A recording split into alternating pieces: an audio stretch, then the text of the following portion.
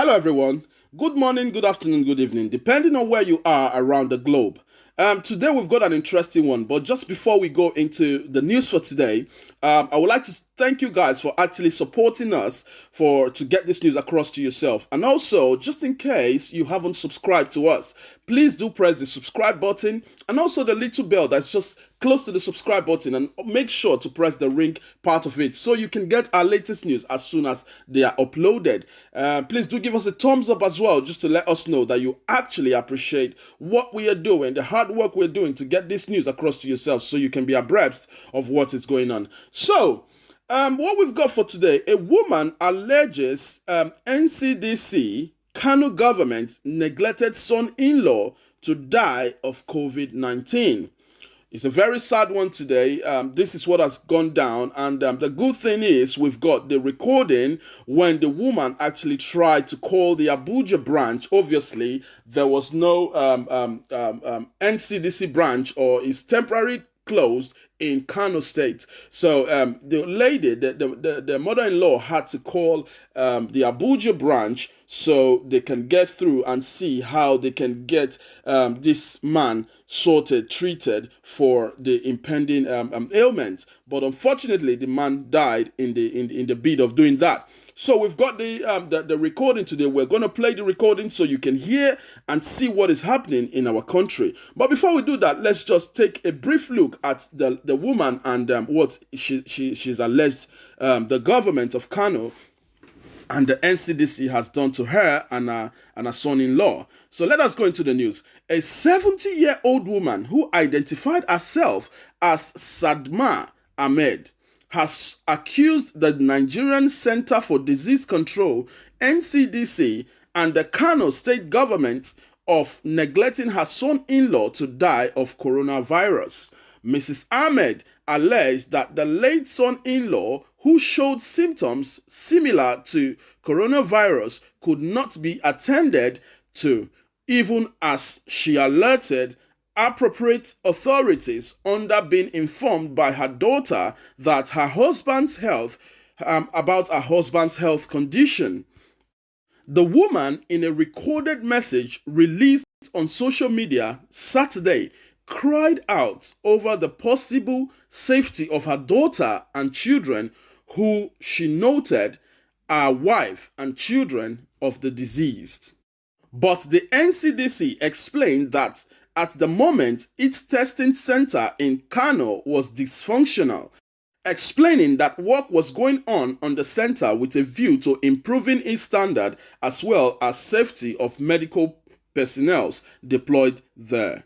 So people, I'm just going to play the recorded message so we can hear it for ourselves, and after which we're going to discuss it after the recording, and we want you to have your say as well. We want you to comment on this so we can actually see what is going on and let Nigerians know what is going on. So I'm just going to play the recording. Just hold on. I'm just going to play the recording so you can hear it for yourself.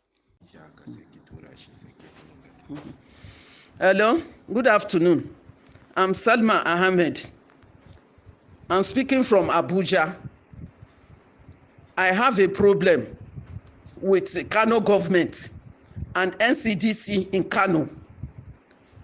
My son-in-law have been sick since on Monday. My daughter called me and told me it's high fever.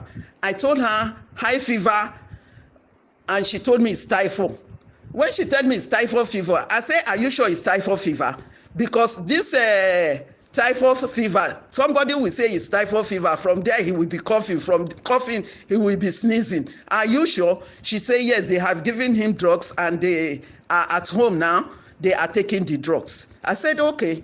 On Tuesday, I called her. I said, how is he feeling? She said, he's getting better, little by little. He's getting better, little by little. I say, okay, so far he's getting better, no problem. Yesterday, around 3 a.m., she called me. She said he cannot talk again. No, his breathing is high. Oh. I said, I've told you before, maybe this problem he's having is a COVID-19. It's COVID-19. If somebody is having fever, he cannot talk proper and he's coughing. What do you expect? This is COVID-19. Please rush him to the hospital. Have you called NCDC? She said yes, they have been calling since yesterday night. That the people, all the phone lines are not going through. Somebody gave them another number again. They have been calling the number is ringing and nobody is responding to that call. So I decided to call the ones in the NCDC, the ones in Abuja. When I called the ones in Abuja, they said they will get back to him. They will get back to me, that they will call the Kano branch now and tell them what is happening. They asked me, where is he now? I said they have taken him to a private hospital named International Hospital in Kano. When they took him to that international hospital in Kano, they admitted him and put oxygen for him. After about 1 hour, another doctor came in and told them to go to Madam Aminu Kano, that he's not responding to the oxygen. And I know he's not responding to that oxygen. It's just a way for the doctor to drive them away from that hospital, and I don't blame him. So on getting to Aminu Kano Hospital, they put him on oxygen again. I called these people on NCDC again in Abuja. I asked them how far have the people started going, because they have dropped them from that international hospital, that they have now go to Madam Aminu Kano Hospital. That he said they will go there. They will go there. Every 30 minutes, I will be calling the NCDC here in Abuja, because the ones in Kano are not responding. He will be telling me that they will soon go there, they will soon go there. When the thing was getting out of hand, I told this man, please tell me the truth. What is happening? Tell me what is happening. Before he now told me that the NCDC in Kano have been shut down. I said, why did you know that they have been shut down and you are just telling me they will soon go there, they will soon go there? Why did you continue playing with my intelligence? He said, sorry, madam. I said, okay. So I called Ray Power Radio. I told them, I was live on Ray Power around 4 o'clock. I explained my complaint to them. My son-in-law died after 2 hours. When he was admitted in Aminu Kano, he died after 2 hours. So I'm holding the Kano government and the NCDC of Kano responsible for the death of my son-in-law. And now, what is paining me most now, that my heart is broken into pieces, is what will happen to my children, my daughter, her children, my grandchildren. What will happen to them?